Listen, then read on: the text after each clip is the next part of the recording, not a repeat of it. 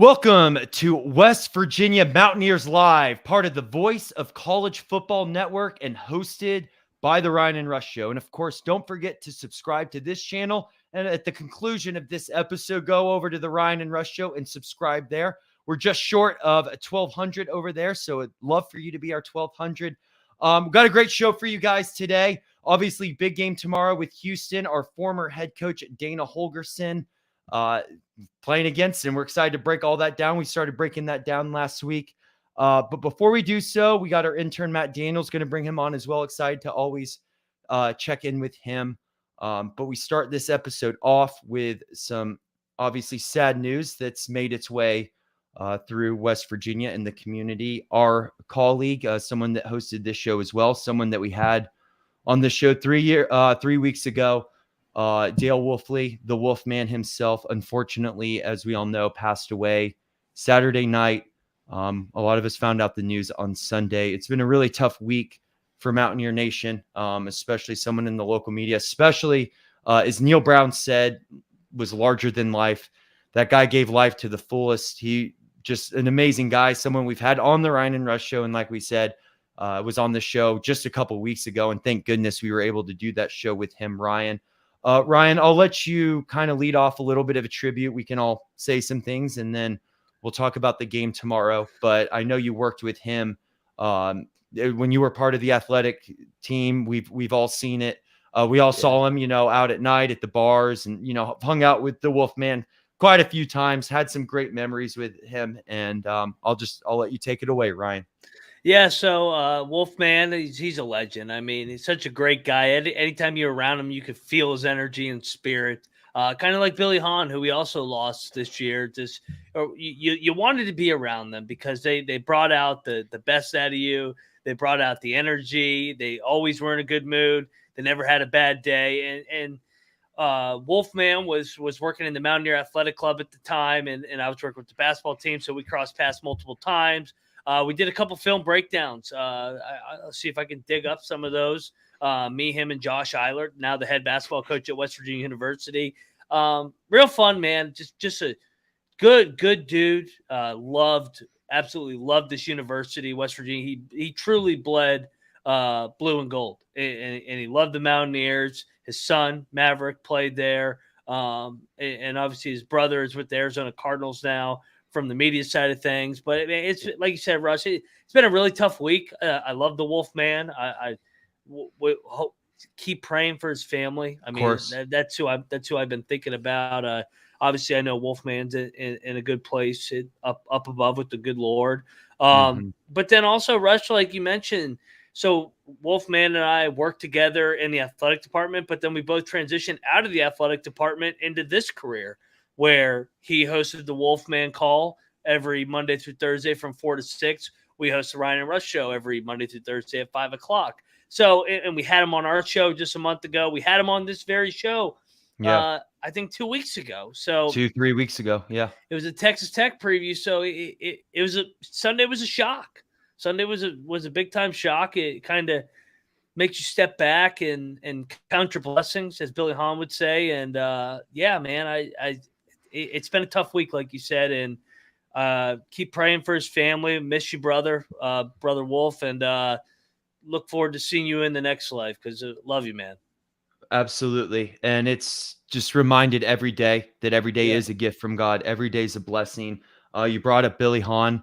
Can't also forget Golden Blue Dude too, who we can never replace. Well, you can't replace, but obviously stepped in for the show. So it's been a tough year for Mountaineer Nation, and we got some 3 incredible guardian angels for West Virginia and for Morgantown, and those are 3 people that will never, of course, be forgotten and always remembered. We are planning behind the scenes, been talking with Joey. We'll definitely be doing a tribute episode for the Wolfman. We wanted to make sure that we did it right. We wanted to do it this week, but we have to make sure, of course, we have the pieces in place and everyone who was involved can have a say. And like I said, we want to do it right for the Wolfman. So we'll let everyone know when we have that tribute episode booked. And also we posted it on the Ryan and Rush Show Twitter. It's been going around other Twitters as well. But there is a GoFundMe for his family. Obviously, we've all had family members, and everything that when you lose someone, especially unexpectedly, unfortunately, a lot of costs can go into that. So of course, if you are able to, please give to that if you can. But we miss you, Wolf, man. We know you're looking over us, and hey, more motivation to go out and get a win tomorrow. So I know I don't know about you, Ryan, but I know when you lose someone, like, it hits you at different times. Like, yeah, you obviously understand, like, hey, like he's gone, but sometimes then it's like, oh my gosh, like we lost him. And so it's definitely been one of those weeks. Okay, thank you, Jackson, for posting the GoFundMe. So definitely follow that, and like you said, $1, whatever you can. And then sometimes we're all in situations where we don't have the funds to give, but obviously his reach out to his family, send nice messages, whatever you can, because we definitely have a hole here, a hole that was left in Mountaineer Nation, a hole that was left on this channel. But hey, the show goes on, of course. The Wolfman wouldn't want us to be down too much. Life does go on, and we got to smile. And a great way to celebrate is to continue talking about this team, continue cheering on Mountaineer Nation. We might have lost our biggest fan, but hey, we can all cheer and cheer on a little more to try to fill that hole a bit. But let's get right into it. It's not an easy transition to go from honoring someone's life into now talking about what just seems like just a game. But like we said, the Wolfman would want us to talk about Houston, especially Dana, tomorrow, and what a crazy game that it might be. So why don't, Ryan, we bring on good old intern Matt, our social media and marketing intern for the Ryan and Rush Show. Matt Daniels, welcome to the show again. Thanks for filling in a couple weeks ago when I was out, and always enjoy having you on. How are you doing, Matt? I'm good, man. Thanks for having me on again, guys. It's always a lot of fun. Yeah, it's always good when you're winning. So 4-1, bye week. We've been texting back and forth, headed into this week, headed into tomorrow. So now what? We are how many hours? We're at 22 and change away from kickoff. Outside of the Dana Holgorsen headline, because that's going to be the main headline, what are you looking forward from this group headed into this matchup? I'm just looking to see if we can, continue that momentum that we built on, throughout the first 5 weeks of the season. It's been really great to see what this team has done so far. It'd be pretty disappointing to, go into Houston tomorrow night and lay an egg. I'm just looking for us to continue to build on the things that we've been doing. Matt, let me ask you something. So you're a little bit younger than us. When Ryan and I went to school here, Dana Holgorsen was the coach. And one of our points was, of course, Dana Holgorsen, flawed coach, has his faults definitely. But hey, he kept the program relevant. We ranked many weeks, definitely always felt like you had a chance going into the game with Dana, kind of always brought that excitement, something that Neil Brown really hasn't brought till this year. But kind of from your side of things, being from Parkersburg, what is your opinion on Dana? How have you felt about Dana? We definitely have been saying two things can be true, right? It was time for Dana to go, but we did enjoy his time here and the success he did bring for Mountaineer football. Yeah, to me, it was pretty frustrating at the time because there were a lot of really talented teams that he had at West Virginia. There were a lot of teams that I felt like underachieved. So, at the time, especially in 2018, when that was our best roster since 2007, and we went 8-4. That was pretty disappointing, and it just kind of built up from there. There were a lot of seasons that were pretty disappointing. Even the 2016 season where we won 10 games, I still felt like, that was a pretty weak Big 12, and the two good teams we played that season, they kind of washed us. So at the time, I wasn't really the biggest fan of Dana. I wasn't a fan of him really after the 2013 year. I was kind of ready to move on by then, but I didn't really understand, the whole business by that point. After that, he had some really solid seasons, I think. And it's just funny looking back on it. Like, we go 8-5, that might be disappointing at the time, but like last year, you would have killed to go 8-5. So it's definitely like a perspective thing. But there's a lot of pros and cons to Dana's tenure for me. Yeah, and I was saying, we still haven't won 8 games. We got a ways to go this year, but it was careful what you wish for, because Dana you could almost pencil him in for 7-8 wins every single year, and then he would sprinkle in a 10-9 win year here and there. He had the one really bad year, his second year in the Big 12, had a transition with the roster, but other than that, I thought he was pretty consistent.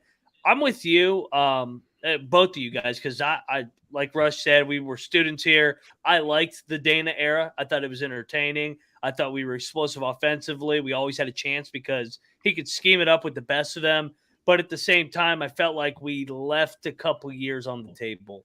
For example, 2018 with Will Greer, 2012 with Geno Smith. His years, he never finished strong. Is there a team that was in particular your favorite during the Dana era? I know you already mentioned 2018. Is there another team?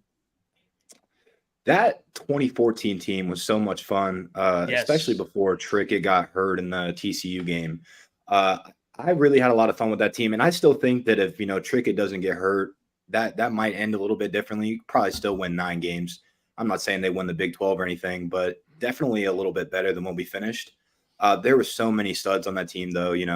Clint Trickett was playing some really good ball. Kevin White, a lot of guys on the defense too. KJ Dillon, Carl Joseph.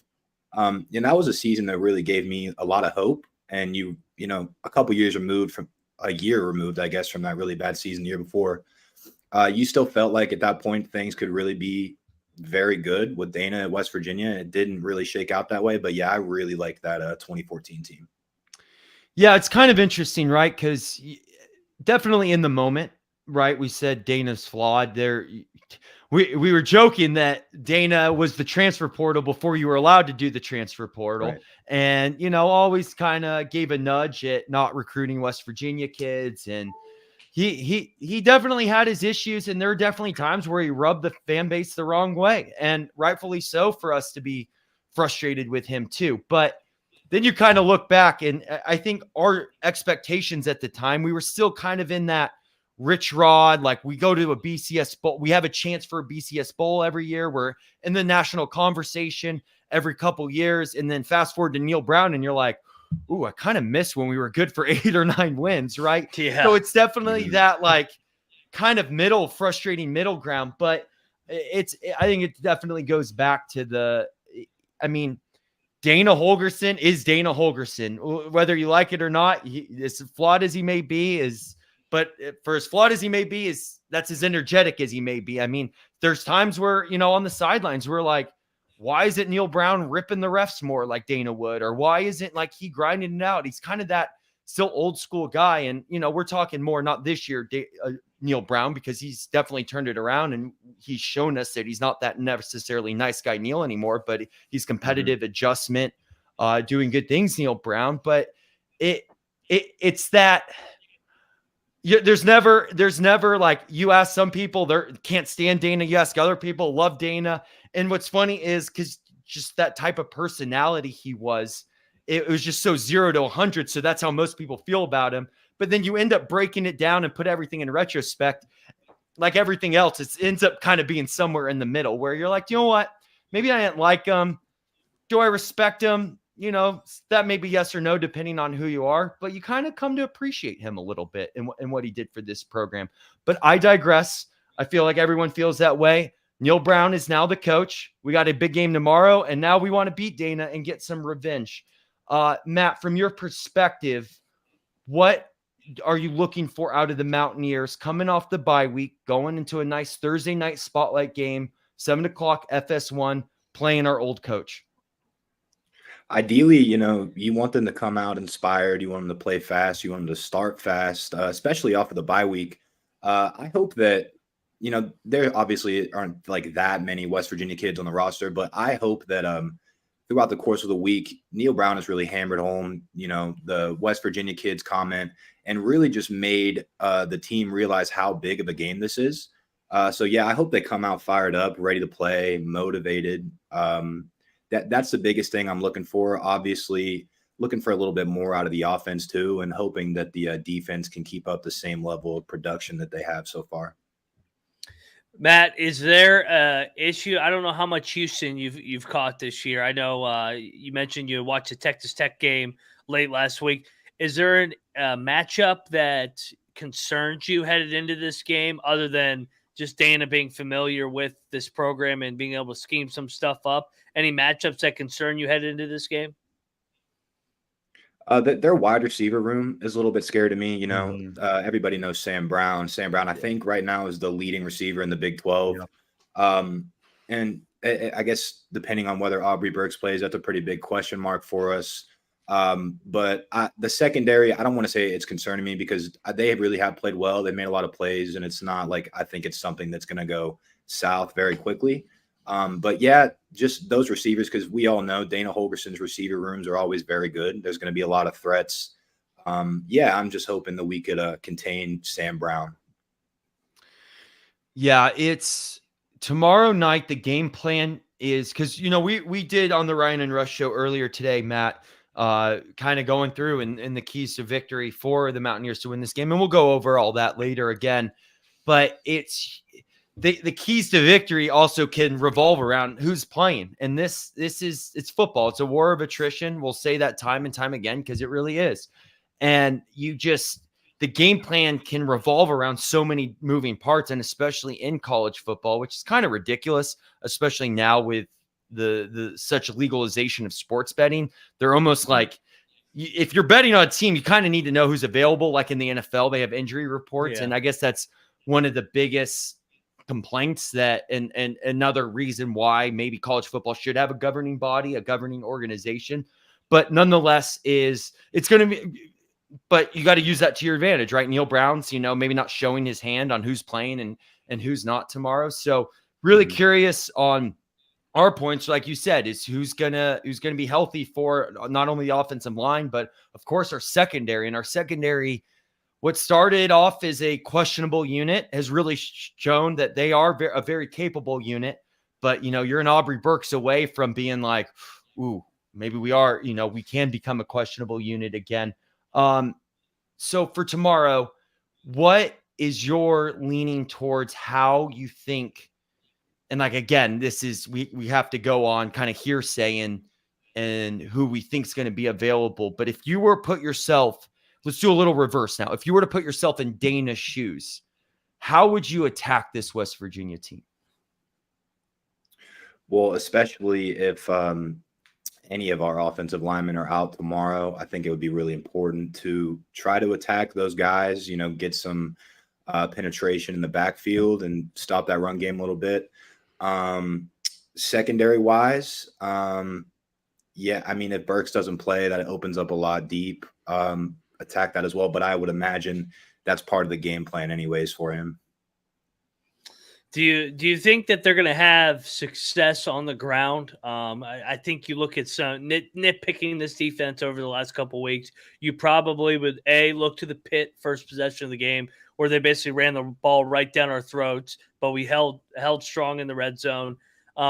Texas Tech had some success in the second half. I know it's a little bit of a cushion, kind of prevent defense. TCU, I thought we really brought the safeties down, sold out to stop the run, and made Chandler Morris beat us. I don't think they're going to do that in this game because I think they respect Donovan Smith more than Chandler Morris. Is it a little bit of concern that maybe Houston can have some success on the ground? I think it's concerning, yeah, for sure, because they have a pretty good running back room. I honestly don't know if Tony Mathis is getting a lot of carries. I could see him getting some action tomorrow. It's a bit of a revenge game. Yeah, you're right. There have been some periods throughout the season where we have gotten gashed in the run.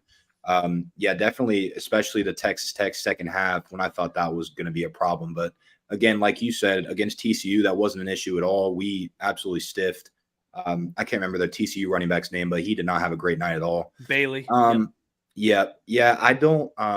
I like our chances in terms of stopping the run, but it could be a question mark for sure. So just looking at the rushing and the leaders and carries, you have Parker Jenkins, 41 carries, 218 leads the Houston Cougars. And then number 2, we brought this up on the Ryan and Rush show earlier today. Donovan Smith, quarterback, your second leading rusher. Oh, what team does that sound like where your quarterback's your second leading rusher? Donovan Smith, the most carries on the team, 55 for 163. Stacey Sneed, 30 carries, 128. And then there you go, Mr. Tony Mathis Jr. at 23 for 111. And those are your top 4 people you got to look out running the ball. And this is something we were talking about earlier on the Ryan and Rush show, Matt, is, and one of my keys to victory for this West Virginia football team is not only like we were bringing up Chandler Morris and Shuck and Morton and Dracovic and, more kind of those maybe not pocket, but they lean way more pocket than they do rushing quarterback, of course. Not necessarily the traditional pocket passer you would see like in the NFL. But with Donovan Smith is right, you can get to him. You could be doing everything right, getting past the offensive lineman, and next thing you know, he slips right out and goes for 20 yards. And that's something you have to be really careful with a mobile quarterback. I mean, we've seen the benefits of it ourselves with Garrett Green and Nico, of course. But my concern from the, I guess, defensive line, or maybe we'll just say the defense as a whole, is that we get to Donovan Smith, but in a weird way, we kind of play into that trap and we're not able to contain him. We lose a little bit of that containment, and then he sneaks by because our linebackers are out. Or, I mean, that's been with Lathan being out and Cutter having to step up. I'm curious, obviously that's a big storyline and we'll see how that turns out. But it could be one of those games where you do everything right and they're still finding ways, but on the reverse end, it could go work for us like that as well. So that's just one of the storylines I'm really curious about seeing play out for tomorrow. What other storylines are you interested in seeing play out? I think Garrett Green versus this pretty weak Houston secondary. Neil Brown talked, I think it was over the bye week, about how they were installing a bit more pass plays. I know that's coach speak, but I really do think that is an opportunity for this offense. And I've probably said this for the last 4 weeks in a row, but I'm really waiting on us to let Garrett loose a little bit, be able to throw the ball down the field a little bit more. I think this is a really good opportunity for that. So I think that would be a big storyline too. Just if we can have moderate success in the passing game, that would just open up a whole other level for this offense. Yeah, and to put in perspective, Matt and everybody listening, our quarterback last year, JT Daniels, was able to go 28 of 42 for 400 yards, 3 touchdowns. A lot of familiar faces. We got Dana, we got JT Daniel, we got Tony Mathis. We got a bunch of moving parts over here with the transfer portal in 2023. Let's talk about the bread and butter, though. That's running the football with this team behind that offensive line. I know left side's going to be banged up. Remax out. Sounds like Milam's going to be a game-time decision. Well, I think we'll know more tomorrow. They were gashed on the ground by TCU and Texas Tech. Texas Tech almost ran for 250 yards. TCU did run for 250 yards. Are you looking at another dominant rushing attack? And not only from C.J. Donaldson and Garrett Green, could you see a guy like Jaheim White having a big night potentially? Yeah, and I would like Jaheim White to get more involved in general, but I could definitely see a big night for him tomorrow. Again, like you said, it just depends on the left side of the line. If Milam is playing, I'm a lot less worried. It would just be interesting to see if Milam was out and sorry, I'm blanking on the other guy's name, but if he was also out. Yeah, Remack. If he was also out. He is out. He is out. That's right. He's been ruled out. So Milam will be a game time decision. So if Milam is out, it would definitely be interesting to see if we could still be as effective running the ball. Obviously, I don't know. I don't know. There are a lot of questions with C.J. Donaldson, though, and a lot of us think that he's leaning towards maybe he's not fully healthy because, of course, he's coming off of surgery last year and only playing half the season, if that. And so, that question still remains, what is his health? Because obviously he hasn't looked the same. But maybe, hey, this is his chance to really break out and show, hey, everyone counted me out. Now it's time to get my revenge game. Another key to victory I brought up today, Matt, is that obviously a great thing with establishing the run is you open up so much more.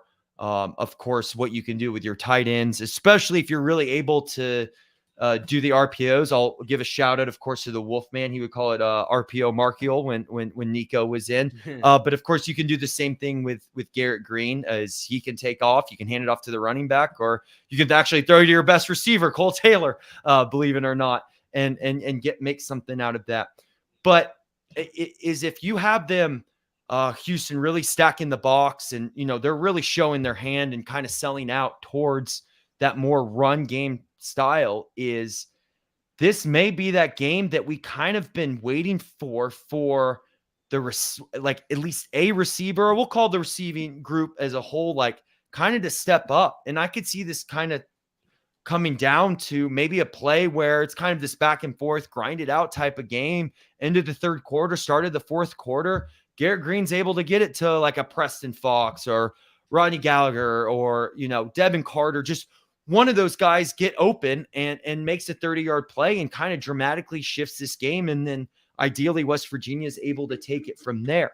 But of course, the concern with that is, right, wanting to get your receivers involved more. Hopefully Neil Brown's not falling back into his, old ways, where it seems like there's a screenplay every other play. And hey, we need to run the clock out like we saw in Texas Tech, and we throw 3 straight times. And I know one of those is a play kind of talking about, of course, now I can't remember the receiver, where it was actually a great throw by Nico, and it just kind of lost the ball in the weather or whatever happened, and kind of just falls right there. But what is, I guess, the ideal balance of, hey, we need to establish the run, we need to play to our strengths, we need to make sure the tight end's involved, Garrett Green's running, et cetera. But hey, like, there's going to be a right time to see if a receiver is open 20 yards down the field, or hey, let's try to make that big play. But you got to do that very conservatively, not as like, oh, this is, the concern is Neil Brown, this is Troy, it's 3rd and an inch, let's totally throw them off. No, this is Power 5 football. They're prepared for that. For you, what's that kind of right balance for basically getting both units of the field on the same page and both producing at the highest level they can? Right. It just depends on if we can, run the football really well out of the gate tomorrow. Obviously, if you run the football well, it opens up a lot, like you said. If we can start out tomorrow with a couple successful run plays, some short stuff, and then maybe as the game develops, you can get something deep down the field, because again, this is a really weak Houston secondary, and you have the opportunity to make some plays down the field on them. I think Garrett Green definitely has the ability to do that. He has a cannon. I'm just really waiting to see it. But yeah, I think I don't know what the split would be for us, run versus pass this year. It's probably like pretty close to 80-20 if I had to guess. Yeah. I would like to see something like 65-35 tomorrow. Green maybe throws 25 passes, completes like 18 of them, a couple of them down the field. That would be very good for us. Matt, let's transition over to, before we ask for your prediction, Big 12 altogether. So we had the Red River shootout this past weekend. Coming up, I mean, how are you looking at this league going forward down the stretch? I think Texas and Oklahoma, arguably the two best teams. I think from a talent standpoint, we all agree. But then there's the next tier. You got the Mountaineers, you got K-State. You could throw Kansas in there, depending on who's playing quarterback. Iowa State, Oklahoma State are in the mix. How do you think this Big 12 is going to shake out beyond this week? Yeah, I don't know. It is a huge jumble, and I have no idea what's going on any weekend. Like the Kansas State Oklahoma State game, I thought that was pretty easy. I thought Kansas State was going to go in there and win that game. Obviously, that was a little naive. Not according to Gundy. Right. He's still dancing on the floor upside down, doing keg stands. Yeah, I see, but that just furthered the thought that this league is. I don't want to call it a mess, but it's kind of a mess, especially in the middle. We kind of know who the really rough teams are on this conference. We know who the two best teams are on this conference, but everything in between that, it's just a huge mess. And I think that this is a really good opportunity for us to, at least be in the conversation to go to Arlington in November. Yeah, and of course the national media, right, is already just said, "Oh, it's going to be a Red River 2 in the Big 12 championship." And hey, we'll see about that. Look at the latter half of the schedule, especially for Texas. You best believe that they'll have a target on their back, and it doesn't matter if the other teams don't have anything to play for. When you play Texas, you have everything to play for, especially in state. But it's going to be curious, and it kind of brings us back to this game, right? Is we know kind of the top couple teams in this league. We know the bottom couple teams in this league. Houston's one of those teams, and more importantly, another reason why you can't lose to Houston and blow the opportunity. You definitely got to beat the teams that you're supposed to beat and should beat. But hey, this is coming down to the wire. And hey, after tomorrow, we'll be halfway done with our season, and we're 5-1. Whew. Look out for West Virginia, because then you got another, and then hey, we got Gundy after that. But you got kind of that 10-day bye. Well, I guess it's a little less than that because they play on Saturday. 8-day bye, that extended bye. And then you got another home game against Oklahoma State. And then at UCF, BYU. And then you got the big one, Oklahoma. So you got a lot of the hard ones out of the way. And now it's just kind of get in there and just keep doing what you're doing. Don't overthink it. Don't overdo it. And still, we did an episode about this on Monday, Ryan, is play with that underdog mentality. Who cares if Vegas is favored? Who cares if this fan base and even Houston's fan base? We had a guy in the Houston media come on yesterday and say West Virginia was going to win that. I'm like, oh no, that's not, no, don't give us that much. Like, but you got to still play with the national media's against us. We were 14th coach, 14th quarterback, 14th team. Go out there, backs against the wall. Let's get it done against a coach that said you can't win a Big 12 championship here, or et cetera. Dana's had his sound bites, of course. But hey, I'm really curious how this plays out. So, Matt, with all that being said, before we let you go, the prediction for tomorrow's game and the prediction for the rest of the season for West Virginia. Put you right on the spot. And if you're wrong, you're fired. All right.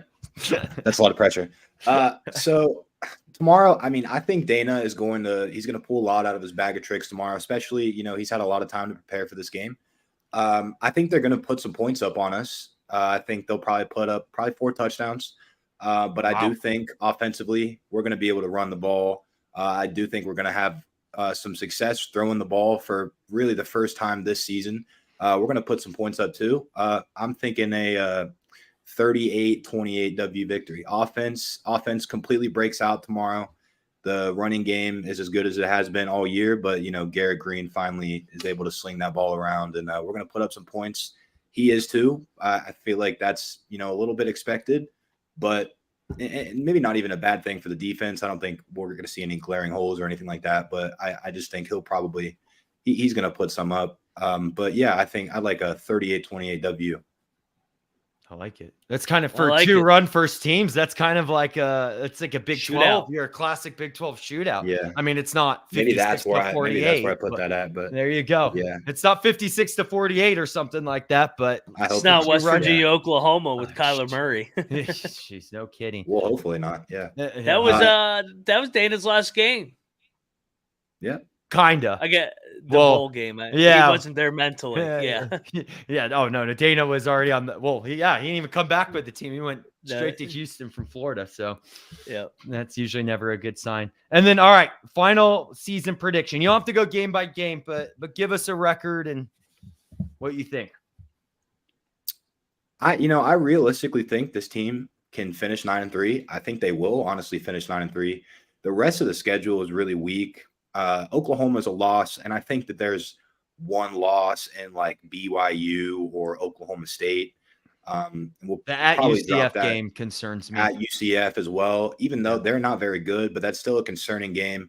I think there's going to be one game for sure this year that we drop that we just absolutely shouldn't. And Oklahoma definitely pretty much penciled in as a loss. I think 9-3, and hopefully we can continue to build some momentum for next year and see what happens. Hey, only 2 Big 12 losses. You definitely have a chance to go to the championship. No doubt. With that. So, no doubt. Yeah, with UCF too, obviously their concerns is their quarterback, but you get Plumlee back in there. Whew, that's a tough guy to play.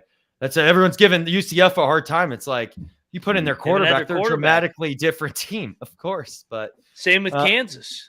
Yeah, exactly. Right. So there we go. It's the Big 12 for you. Kind of like, hey, we see it in basketball. Obviously, the Big 12 basketball is the premier basketball league, and everyone beats each other, even though we're not the premier football league. It's the Big 12. Everyone's still beating each other. So it's what we do best. We all beat each other and no one makes it. So, right. Yep. But hey, Matt, thank you so much for swinging on.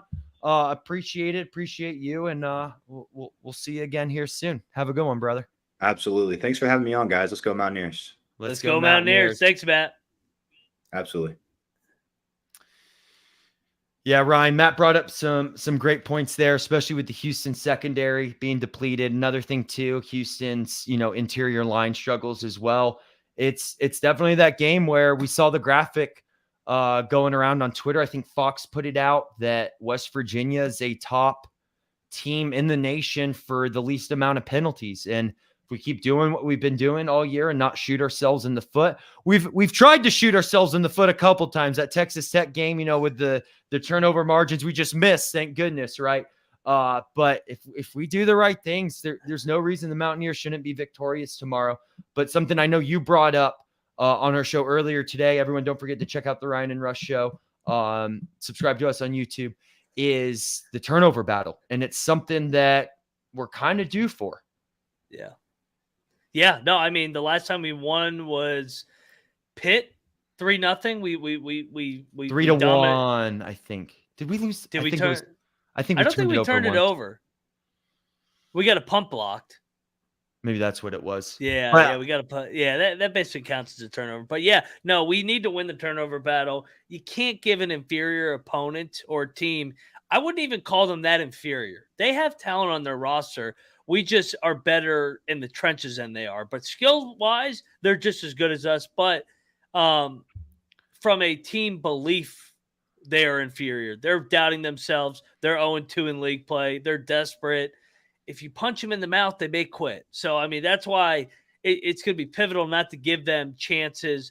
Yeah, and it's funny, Rush, too. Like, now that everybody's buying into this play ugly, don't beat yourself, fundamentals, it's almost like we talked about it all summer. This is how they need to play. This is how, if they're going to have success. And, I mean, I think we hit the nail right on the head with this team 5 games in.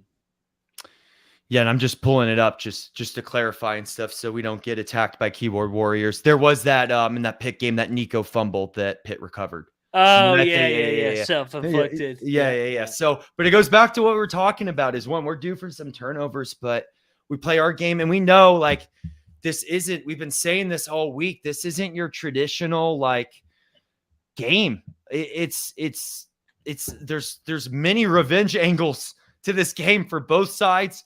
Players on both sides. I mean, Neil was talking about it. We still have a player. I forgot who it was. Of course, now that I need to talk about it, I can't remember it.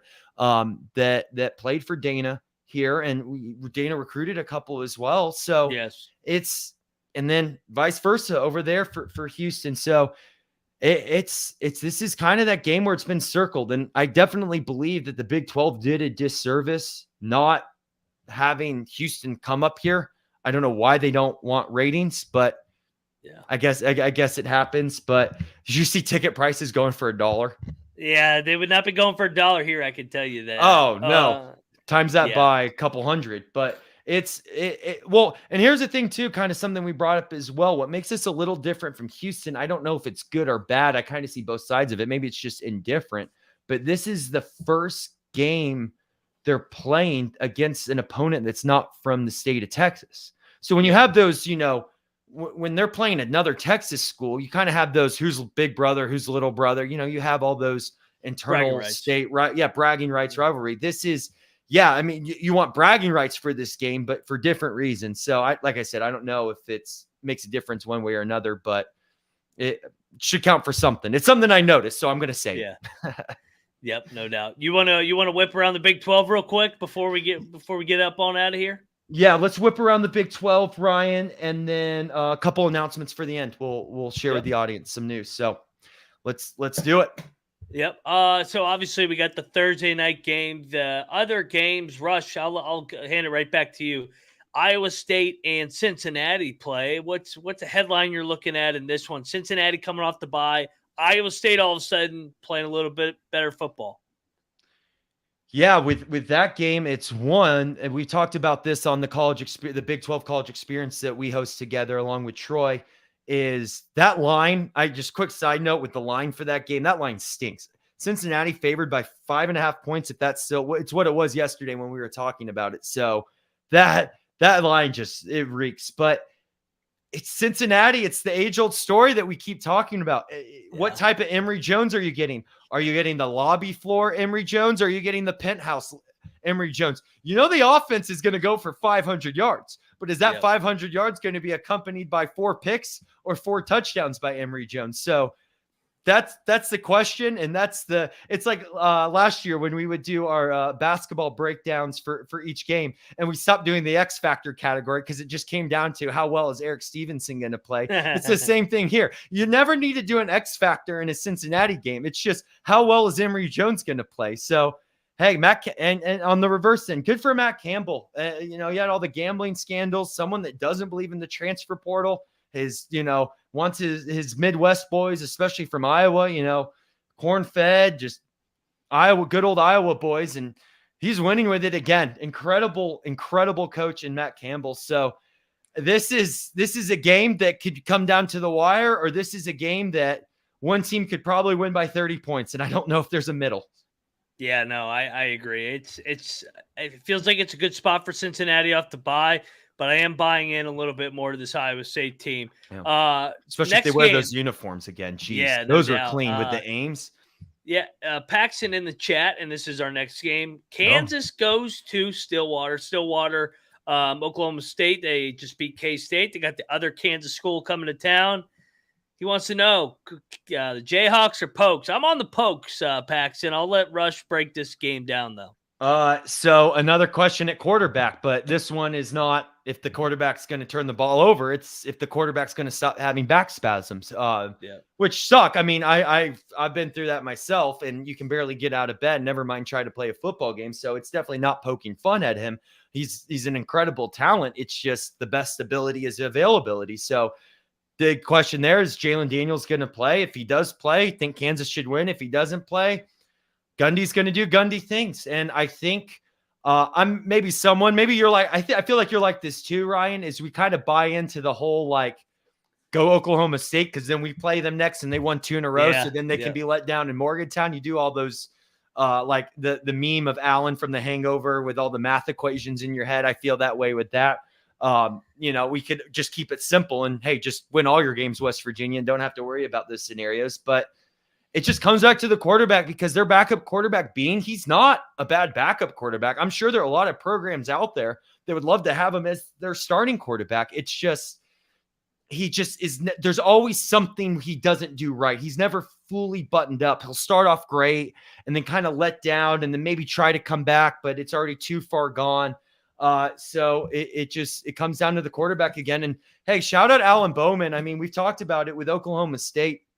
Is Gundy really, and there is something to this. I know you want to make a bowl game because it's additional revenue, and he has that, the winning streak and making a bowl streak.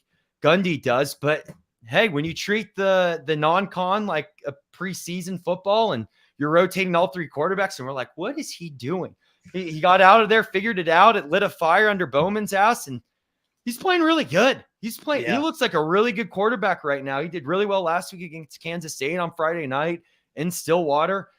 This game's in Stillwater again, so 2 back-to-back home games for Oklahoma State. I guess their biggest question is going on the road, which we're fine with because their next road game is in Morgantown. But shocker, it's football in 2023, and it comes down to the quarterback's playing abilities and whether they'll win the game or not. Yeah, the line is set. It was at 4, now it's at 3. I kind of think Daniels is not going to play again. I think there's I don't think it's a back issue. I think there's something else going on there. I think there's some friction. I mean, back spasms in the Texas game.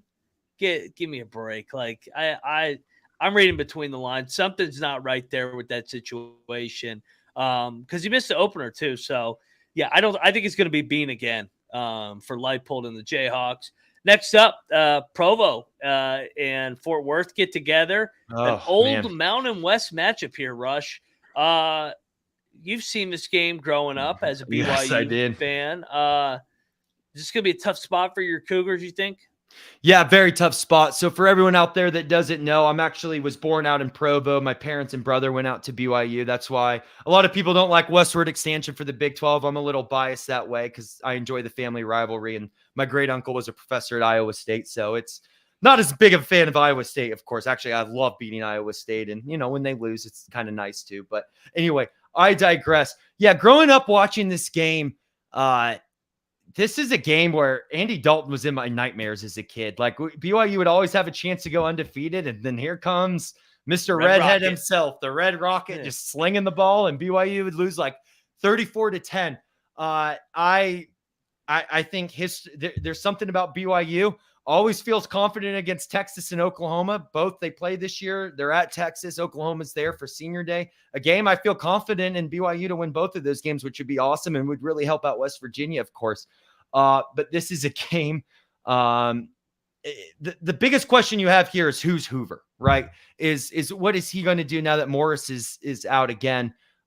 Is his season done? I'm pretty sure it's done, right? I think he's only out 4 weeks. 4 weeks, okay. He might not get his job back. Well, that's true too. Yeah.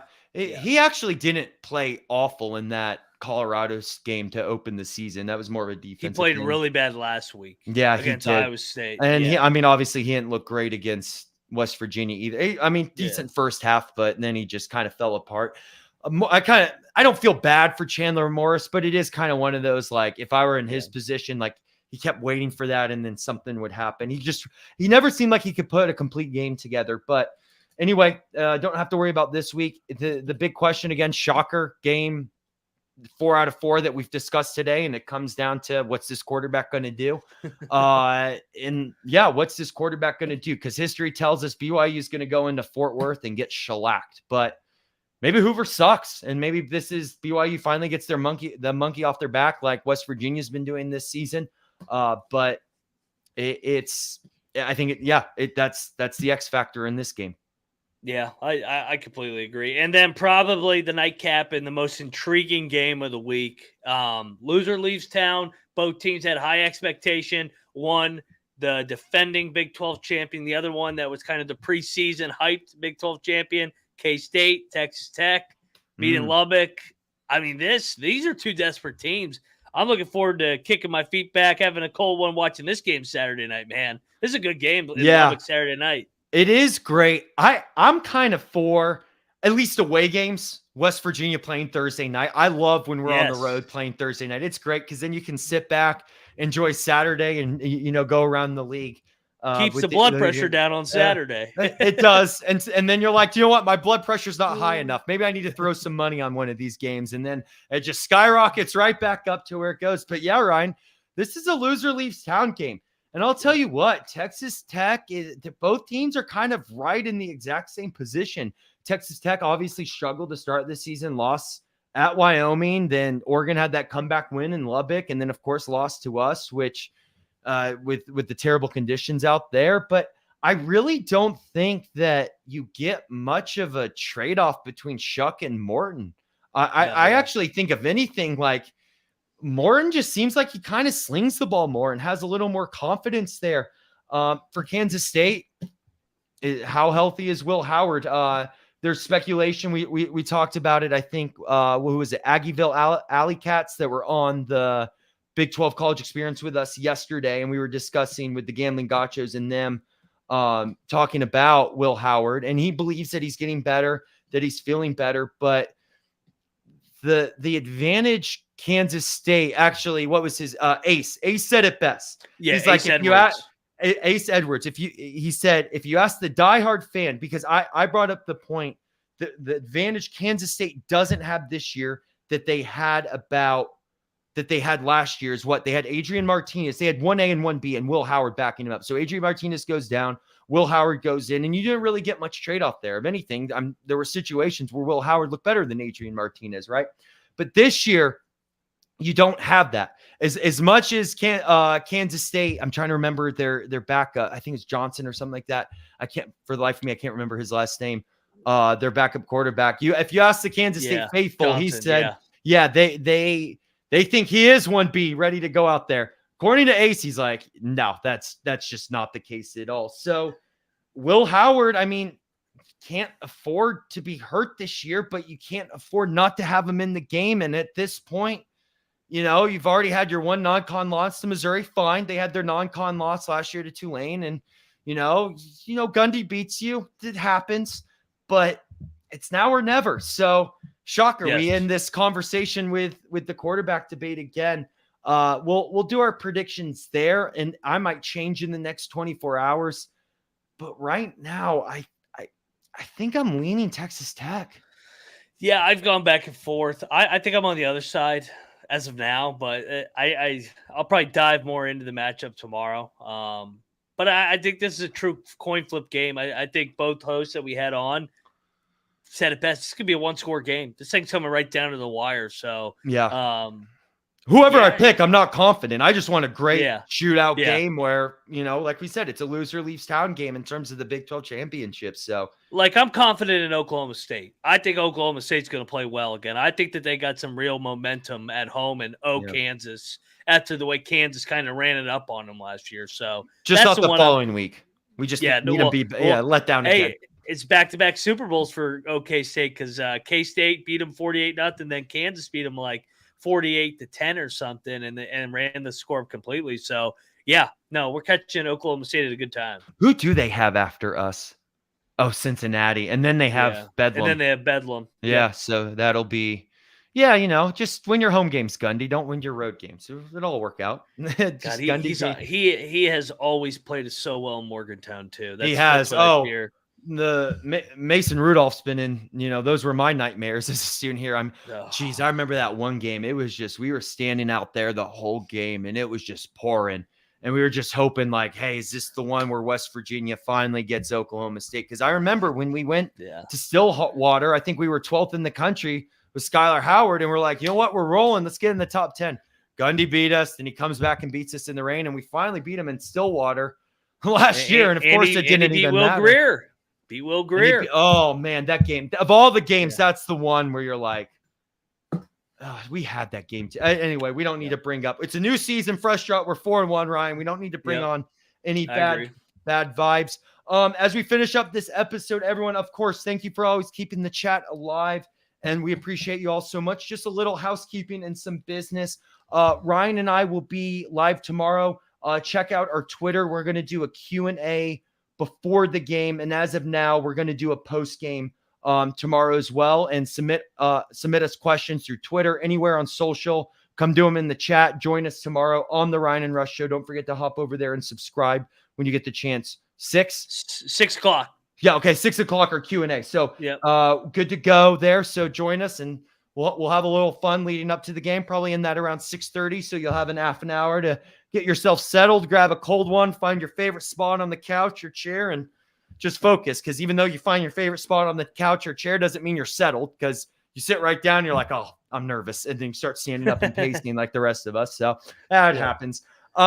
Also, in terms of, we brought this up on our channel, but we just love the support you guys have been giving us.